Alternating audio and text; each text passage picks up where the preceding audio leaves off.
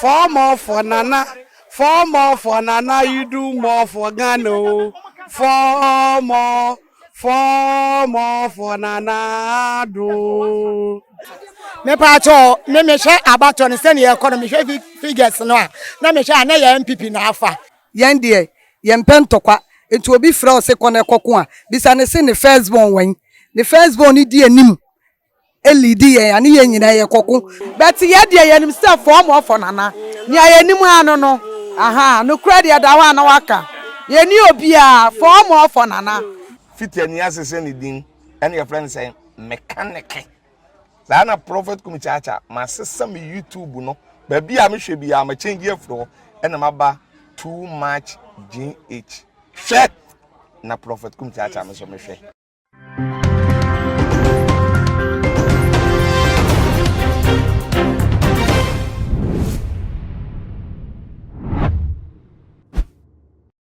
Adolfo mama kwa ba eba too much GH so me di adobanisa me munim se enche bia ana abato no ekọ so enu hunti na ende maba Accra eba beji amanfo adwintre a efa abato ne ho enu hunti mesre se obeka me ho na yakwakwaji amanfo adwintre on se na abato no ko empacho hu ne se yo abato no se ne me hu no de me hu ne fine me hu se electoral commission oba an ma me no waye adwuma pa se na ne yare no ewo ho no na ma ye yam sisi ya se ya abato oduru so ye bopi so sa na nso ma me tiche mu ama abato no eye yize acha so kwa unila so enche na kire se watimi awramu atowaba se ne ochiche mu ma ama ye ho han ye aya mo boso enti ho no me bona baso so ayade pa eso otimi ya saade no enso na mama amanfo hwe TV so na se na enyema ekono amanfo hwe numbers na eba na figures na eba na amanfo agi tumi se NPP na befa bi mu so se NDC na befa na wo de o hwe why na befa me pacho me hwe abato ne se na economy hwe figures no na me hwe na ya MPP na afa enti ka me da me nko amadwi o a me tere se enke betumi a o mampani mahama onyi ntum na onfa ne nsan kwase krata na ase na won san na akufuado ye ni kra aba no na asumdue fi so omunyina omo beto aba no omo nsa se krata ase san ye e pre asumdue enti se ne omo apre asumdue no enka asumdue no enko so saa to onfa ne nsan se krata na ase san na asumdue no enya dwuma o man gan mu na ye wo de se na ye de akwese form of Nana na sa ade no so de ada ho re ohun pefe kululu bianim wagadri bianim sana ade no kodo se na mo for ka se bia omawi aba no de ohun ne me pato abawi bia mam ewi am efiri ne kenkan no ya kenkan ya de ate ho ama obi ahu enti de ahe ana oni bi awiam timi de mi hu se obi anwiam na abato no se na ekoye no se na ekoye no se na ohun no oh de ekoye ni de bibia ye fine ye asumdue keke na ye hia ye mpentokwa ye mpehwe nti ye pese nia wewi ni wehu onfa ntudwa na obia akomanto ni me obo wa oba krom kra na osuro se bibisi sesi a mimiti ablekuma wo dabe na me free ha me kofi nti yesre no ndi onfa bibia ntudwa na obia hu bebia ona me ye party bi ni obebe bia if say rolling sikro nkra ye soje ni kra da ye tu ayedi no em say ade po anche so na boy wo hu nti yesre no onfa bibia ntu kwem na obia akoma entoni nti wo de nka onya ya party bia beba so bia no de ope beba bia if say me na me di mi kaya nti mi ncho bia nti mesre no na mpacho de na uwo ekatre wona waye wadwente se bia omo party no ewi ni a ombe enijo omedi gidigidi ni we no gidigidi nu uye gidigidi too much na akofa bibi kura e di aba nti omo nyina we wini a wo dem a wo wa bebi a na uye he kakra na we twa so se wo be free ha bia wuti tudu ha na we free ha we du nima we free ha we du ha se no ehunhia Mame anti ama mpacho meda wase pa ahwefo ni aye mame anti ama ekeni ono de onyaye a se eye NPP o se eye NDC ni ehia eni asumdue nti se wo party ewi ni a na ehia eni se weni ji kra mpo a asumdue a obeboa ama oman no ya so ano no eno na obeye yo anti ama mpacho mesanso eda wase bi too much GH aba ahanum say na pese bisa o nsem kakra efa abato na abato ne se na ekọ enu hu ne se me hu se nanado na wanwini na adentina de deda ye declare mentiase mama se na amanfo eka se abato no se na nyema ekọ na akwa se amanfo eye ewie mu ugidi sa amanfo ye almost omu ye wia abanimu ama NPP bum so ka eka se ye wie mama NDC na eno me pa chew electoral commission o ma bibia da ho TV station obia try eti bibia da ho clear obia hu bi eti MPP ntimi wiem eti bi omo declare ni ehu dia akosi ni eton ya de nti se na wo kasa no te se wo de wo hwe a NPP na ewi NPP abato ne se na ekọ enu hu ne se me hu se abato no ekọ yie because abane ye bobo a ye nyina ye tie bi ye nim ade ekora ye de calculator to so nti ye nim de ekọ enti mesre Ghana fo ese omufa baabi entu baabi a ese se omode to no mumfa basabasa ama bijina mi ni passport asemo ba mi ni baabi a me ekọ Ghana ha mi wo hye medam na obi bekumi a wakumi kwa enti me pa omo chew yasumdue ne ye pa wo Ghana ye mpe ntokwa ye te ye ne machi ye di ye kai ubeti ye so omu ba oni yasole ni ye dwane nipa wo pressure wo dwom ye dosu enti ye mpe se omo de abato no beba be kunkum ye e wo dwom enti baabi ye da no omo mfa nto na ye se na wo ka se ugidi se na manfo eka se isi area abato ni muni nkeka ho no do unji ntumusa me de mi ngini e de chese station mi mie baako mi hwe TV a finger da ha sa na da ha radio su fin minim ba bi omo fo mo fingers free e na omo kwa station no omo bo finger different minim ba bi omo de no omo yi free enti ye pasumdue Ghana nyo baako fo de a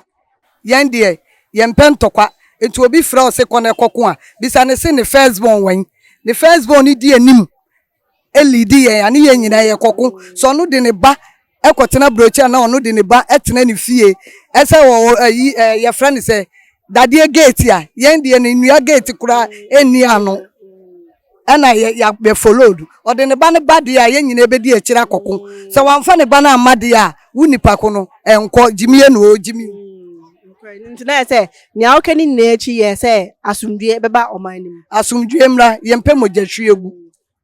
mama me mpacho den na eye o last words a pese o de ma ahwefo ene afi isi ni Ghana fo nyina asemu a me woka ne se de aya aba aye ntokwa na ade ye boso a obi antena ne fie din mo mfa dede empie no akohie obi we simi wa NDC MPP na awini oye dede akoda ne ntokwa akoye police asem akoye hospital asem akoye owuo obi amfa ni dede obeye no onfa nhye ne ho no ntrance din na ye ntumi yesu ye ni yedwa ne ye ne ato ne magudan mu esa abato enti ye ntimi nton abato ne soso nka be ya nka mepa mo chew aya mo fa nko November ne mama ye bro nya dwa ye di na ye basa aya basa obi mfre kurase ma o se ye shutu obi oba ye be shutu no enti ye nyina ye tete ho frahimachi ye ba ye tete ho enti ye kopon ye kofi akoda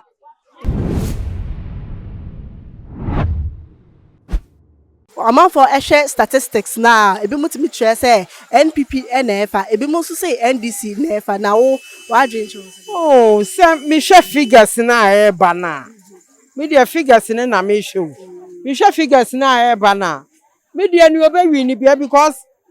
nanado de ekosoro mama de wo fom it is likely say nanado ne bewi ni a yemfa ma no wahu ese ayi nanado de ye ne dia yemfa ma no because clear say wo de 47 and wa nya abotre no wa fa ne saa no aye 52 no ono ewi ne ne ye de ama na saa asem bia ni ho ye mpe confusion bia obi ate ne ho ase sesi a ne agwese sesi a de ne obi atwe ne edin declaration na EC e de beba chair declaration no ma me mpacho na den ana wo ema omo hwe Ghana fo nyina ani afi EC for na nkasa ne emeka che on se obi anya na famu de pepepe ye mpe confusion bia oya ye declare ni ye free no bia sumundweno ye mpe mente me ho ase bia ye mpe ntokwa ye mpe hwe Ghana obi a de nani hwe ye mpe ntokwa nti ye sra wom wa ye beka se ye be declare no wa mfa ni obefa no wa fa sem bia ni ho ni emetu amanfo obi a nkwa ye basa obi anya basa Ghana ye mpe basa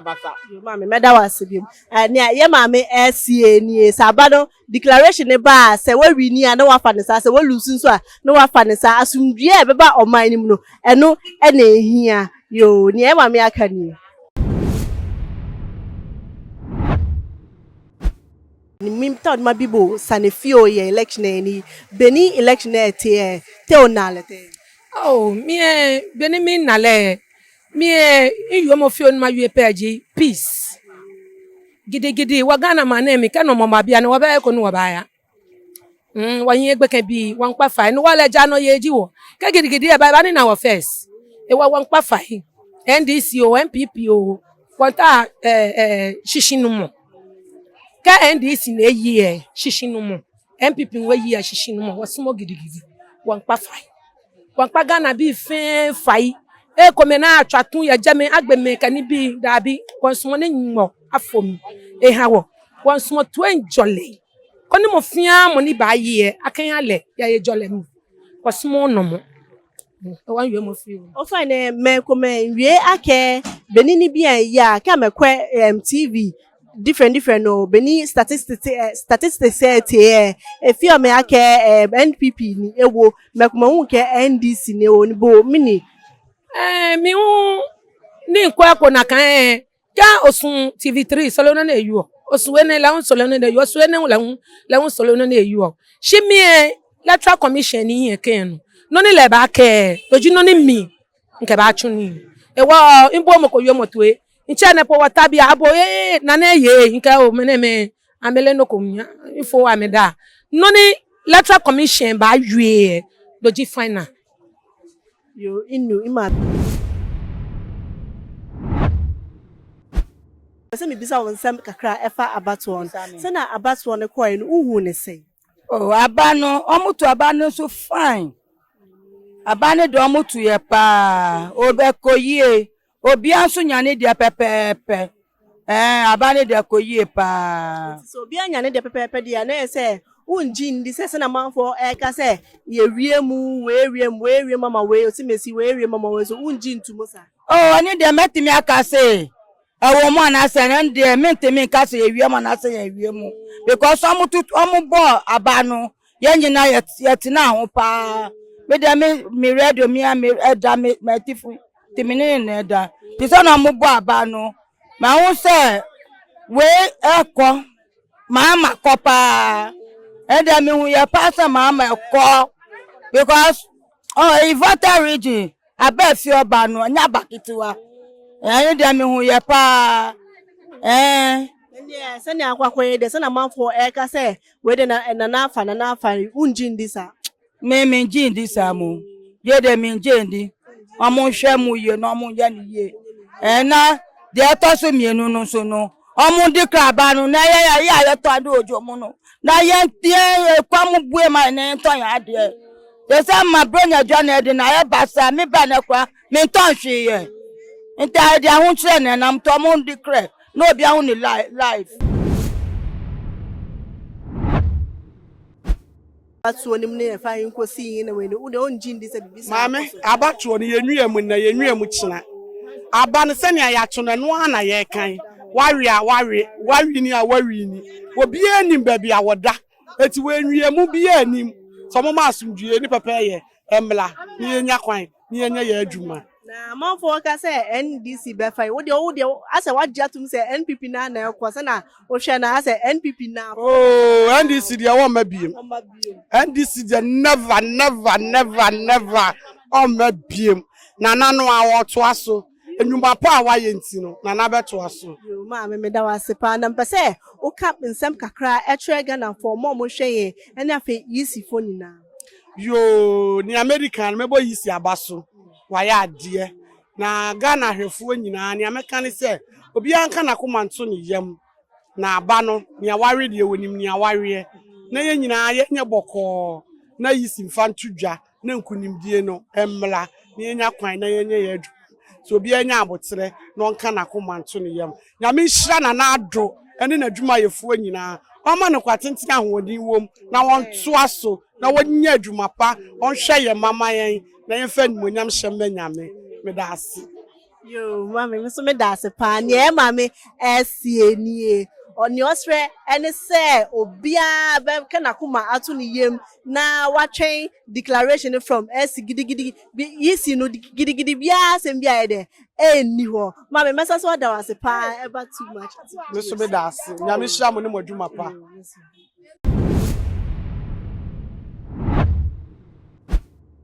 about one sɛ na ɛkɔɛ no uhu ne sɛ yo sister me deɛ me ma dwene mu a anka na mɛka sɛ yɛ mpanimfoɔ no mienu no deɛ ankɔ yi ama no onje mu esa ne sɛ me deɛ me papa mama ofiri assemblyman wakwa kodu president wayɛ bi ana didi da yes ya didi preko ana aduane wo hɔ nya ɔbaakofoɔ na edi yɛ nana na ɛte so eti sa akwa manana yɛ pa ne kyɛw yes sɛ ne di nyame hata we pa ne kyɛw onje mu yɛ abatan o si ya the passport eba ya the plane be so na ka so obi anfa ne passport amimi wo bi obi ni bi won we ni bi wo be dan na sɛ ne obema comment bi sɛ akwa ma na odo man Ghana afuase na ne nkrofo ni tinsi abonten no yesre no yetisi abonten enye yie sɛ ɔno no NDC for tiasi abonten na MPP for so tiasi abonten sister wo hwɛ de na beba ɔman Ghana ye nyina ye dia ye mpanifo mienu na nye ɔmo dia won wo beto Ghana before ye be wo ɔmo no na Ghana wo hɔ eti Ghana na nye obi adia o ye nyina ye dia ba just sɛ ɔman bia se ye nya panin a obehwɛ ye so parliamentary for no ankwa yi amawo a enye hwe next time no wa ye wadwuma yie esan sa wo mpasu aso sa wo kɔ hɔ nom no wo yɛ adwuma ni yie a won to skirt and blouse eti me de ne ameka sa next time obi anya na adwuma yie na mmom ntɔkwa de ye mpɛ wɔ man mu yes say ye mpɛ ni fo ye mpɛ edwomfo ya na ye bedwom ne nya kakra di ne nya kakra kofie ntɔkwa si e be den we ye wa ha ne be ka che se ye mpake ye ne man kwa ne se nkrofo bi ba wo mo ba he ye he ne ye kɔ okwatuna kam na se ye be attack o eti ye srom o man Ghana no ye ni ba bia akɔ dia ye nya ne ye wo mu dia ye nya ne ye sakan ye de obi ba kɔ na obi aba enu aduru no so waduru no so abro so onko na obi mra ye pa ne kyɛw onfa manana onjemu na ahotɔ mra ya da ye mampani ase ya da ye papa mama ase wa ye bi nipa ya de osa ye yie nya wa be ye na ye onjemu manana nana nto adwuma pa a oyɛ so ɔno so ne mrɛ so a ɔbɛkɔ na obi fufura aba na emu masama mpesa me ka sɛ wiase wa ho wonya wiase sika pimpim nyina one day wo be wu agye sika no ho eti kakra na wanya no ɔmɛnsom boma no na ohu sɛ nyame ne hene ɔntena se ɔyɛ pani ɔntena se ɔne ne yire ne ne mba mo enjoy kakra na ɛwɔ no na obi nso nto aso ɛdɔ man Ghana nyina ase sɛ ya bɔ modern ne ato aba peacefully na basabasa bia ma na mmom ba bia basabasa ba ye ankrofo gu ye no me mo mabusuafo nyina ya akọ mesro obo ade nyame sa onfo mo nyina kra ensi yie na mmom onipa na nam no su na so wuo ni ba ye no onka hu sankuntabuo bi wo ho daachi ye nyina ya wu kọ no there's a judgment day obi abebu na kunta bia ye bebo obi atanse na nunwuma tie ye do obi ase. Yo, mama, mama, akwaba ever too much GH so. Yo, pacho me di the bandits now also eh. Pacho your friend Poma so say tu na na me. 32 nana no. Pacho an fi Kumase. Mi fi Axtown. Royal. Oho pa na mi fi. Na mama pacho me won say o de ntuma afra o ho na ntuma stand for the Pacho entuma we standing for MPP. We about me and Nana Akufo-Addo and a former Aliu Mahama. The Pacho one pictures in Pacho be make a cry. Na Pacho ena mabato na what say what dey do from when there was what asia unim dia kwaso Ghana asia and me say make kakra ne say Ghana mpanyinfo ye nyina ye baako etin baby anokra dan ye fanto ye mpentokwa because ntokwa ba mokola ye ni baby aye dwane afa Ghana ye ni baby aye ko ni eda ne wa fanto ho pepepe yi si say ye train anim 4 o'clock ya ready ye train 4 o'clock kakra metima aka no 4 more for nana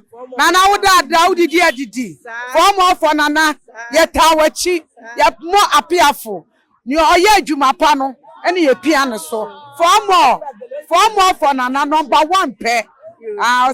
Pacho me say bisa asem kakra say abato no se na kwai no hu ni say se na kwai no mi hu se bibia akoso be MP fo no we won fan tu wo hofo wo ye MP na wa be ma wo bua wo community fo aha se wo ye MP na wo kodu parliament na wo nim obi anso nim eti this time around MPP fo enya akwanya e wo ma shebedwam no wo ye ho adwuma ye na 4 years time no yasa ade won akọ biem kakra me work no aha na wo share statistics na ekọ na wo de waji atum say e 4 more for nana na mom so amafo so gi di say abana enya declaring we na say na ma kwakwa ne dia ekọ ya NDC for dia aba no ye ni hwia ye beka wo ho ade se ne ayisi ni beka na no pe ne ye be die di but ye die ye nim say 4 more for nana ne ayenim anu no Some kakra found na abato no se na ekoi no hu ne se abato ne de ekoyie bibia ye boko nse sei pinchen na asore no me de kakra mo ameka ne se ni awawi ni no ya fama no mayense sane fa nkomo obi ni awawi no da ne kwan se ni Akufo-Addo me de mini party bia na Akufo-Addo no wanya 51% mama so 47 enti yentimi fa uko school dakra unim 1 2 3 kakra yakwa yeto ade odwom yenim akontam kakra 40 any 50 difference wom enti di onu anya no yefama no ya wanya no yefama no na asomdwe mra ni omu ye ni nyina hu hia ye nyina ye Ghanafo wo edu wo so ye de ma wo di ye wawie obi nso di afa yefama no ewu hia se wo si wa wini o wini ye fama de wa wini no de kakra me wan pesa meka masumdwe mra Ghana ni entra ye Ghana din se eni ba bia ye ko se o share se na figure na tie na kwaya se NPP dia nti na se nkomo de ma no ye fama no we de anse se bia ebe dabi anse ya ba anya de NPP for so mbepene nti ebe ye pinchen nti ye fama no so abato no say na hu no abato ne de nyame anim nokure ni eye boko aye boko asumdue mu ara na emom akase yisi ni be dikre no eno pe na ma eniema bebre aba we se mawini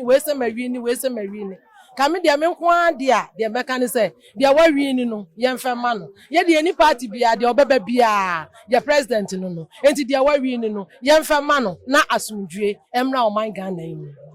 na mama amafo enam statistics ni nyina echi na amafo gusu ka se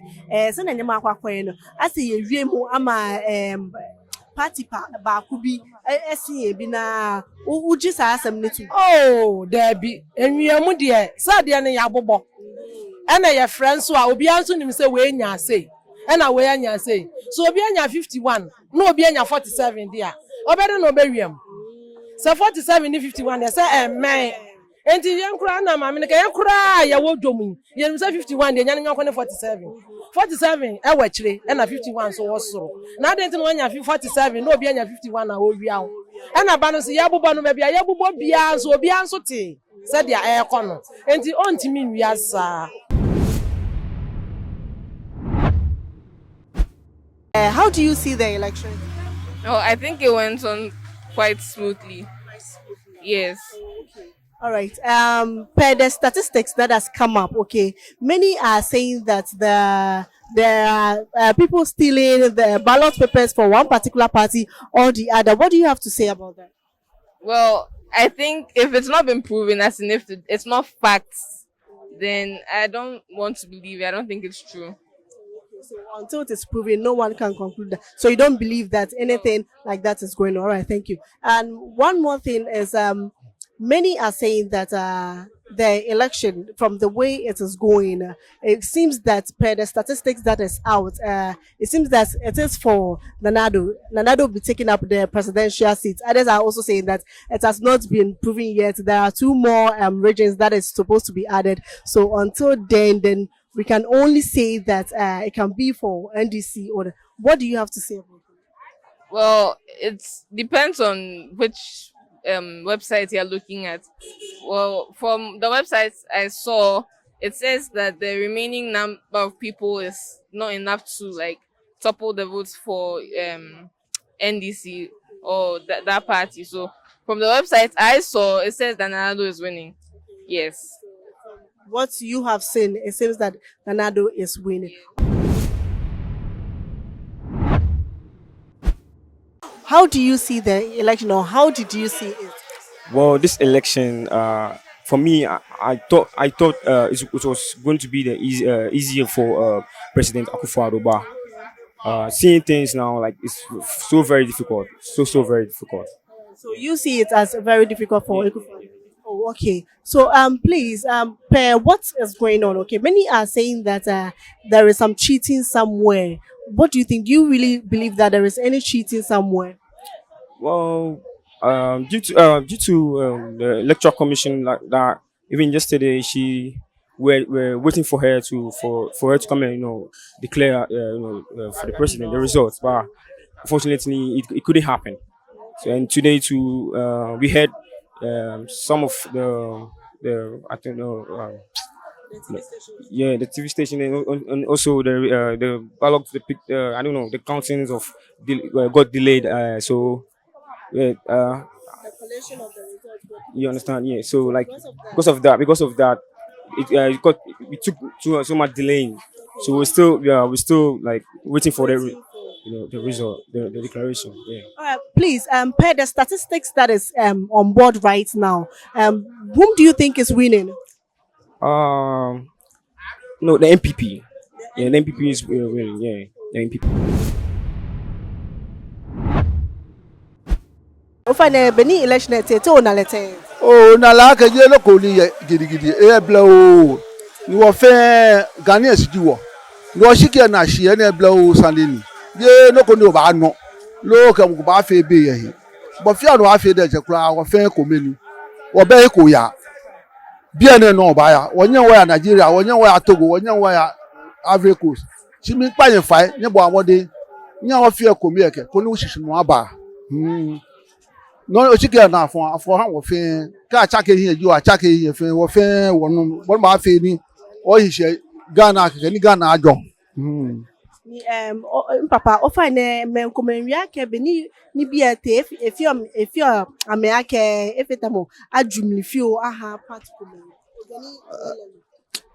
Mi well ntu ni eje me aka laka ajulu aduko shika me kwe lisani ibahi ake chinwa ba ni basana ya ekowe luole ibahi nikesani aya ko ni beba ade no mo ba soki